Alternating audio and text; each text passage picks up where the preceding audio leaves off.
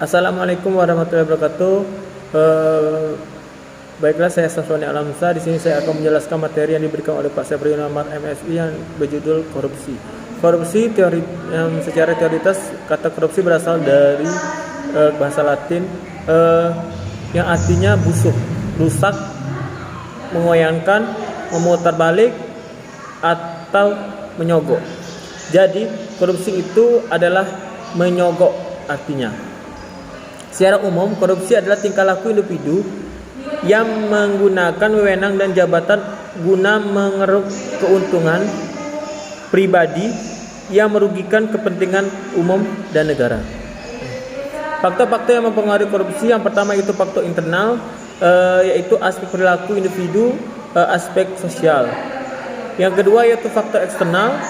Faktor eksternal yaitu memicu perilaku korupsi yang disebabkan oleh faktor di luar diri perilaku, aspek sikap masyarakat terhadap korupsi. Yang ketiga yaitu bentuk-bentuk korupsi. Perbuatan tindakan pidana korupsi kerap menjadi momok bagi pejabat maupun pihak swasta. Namun tidak sedikit dari mereka belum mengetahui atau mengenal apa saja perbuatan yang tergolong dalam tindakan pidana korupsi.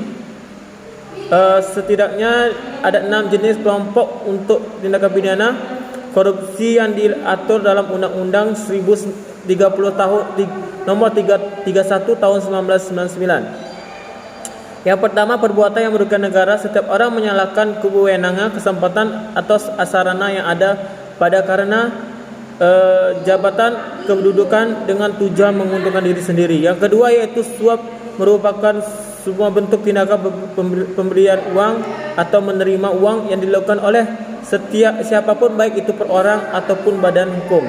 Yang ketiga yang keempat yaitu pengelapan dalam jabatan. Kategori ini sering juga dimaksud sebagai penyalahguna pejabat. Yang kelima yaitu pemerasan, merupakan tindakan yang dilakukan oleh pengawaian negara yang menyelenggarakan negara untuk menguntungkan diri sendiri. Yang keenam, perbuatan curang. Hal ini biasanya terjadi di proyek-proyek. Yang kedua yaitu angka korupsi di Indonesia. Sangat pesat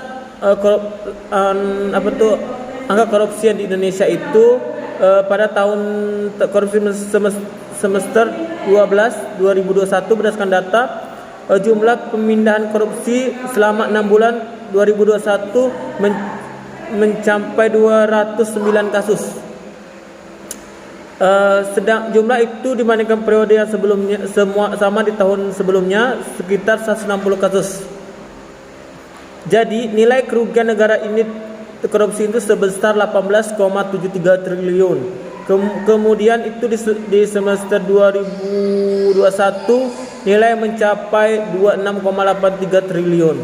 Sangat pesat tingginya.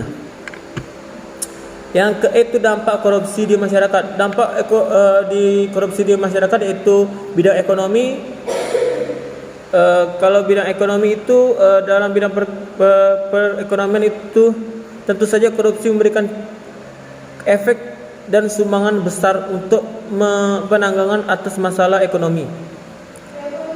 Yang selanjutnya B, bidang lingkungan sosial kemasyarakatan. Yang F itu upaya mengatasi korupsi. Yang pertama, menanam kejujuran. Kedua, memahami hukum yang berlaku. Yang ketiga, hidup sederhana. Yang keempat, mengajarkan sifat tanggung jawab. Yang kelima itu meningkatkan keberanian. Baik, itulah yang dapat saya sampaikan. Lebih dan kurang saya mohon maaf. Saya akhiri saja. Wassalamualaikum warahmatullahi wabarakatuh.